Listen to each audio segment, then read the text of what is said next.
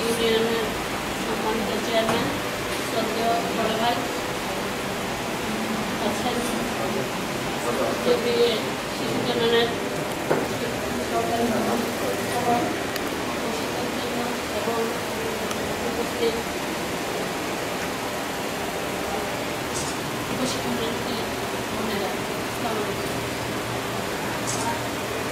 বাংলাদেশ একটি উন্নয়নশীল দেশ।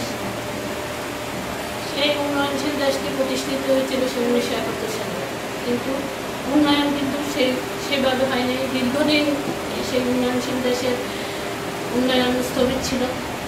আমাদের মাননীয় প্রধানমন্ত্রী বঙ্গবন্ধু কন্যা মানস কন্যা প্রধানমন্ত্রী শেখ হাসিনা যখন আমাদের দায়িত্ব নিলেন, বাংলাদেশের দায়িত্ব নিলেন, তখন ডিজিটাল বাংলাদেশ করার স্বপ্ন দেখেছেন এবং উনি ওই মোতাবেক ডিজিটাল বাংলা 2021 সালে উনি ডিজিটাল বাংলাদেশ করার জন্য উনি ওইভাবে কাজ করে যাচ্ছেন, আন্তরিকভাবে কাজ করে যাচ্ছেন।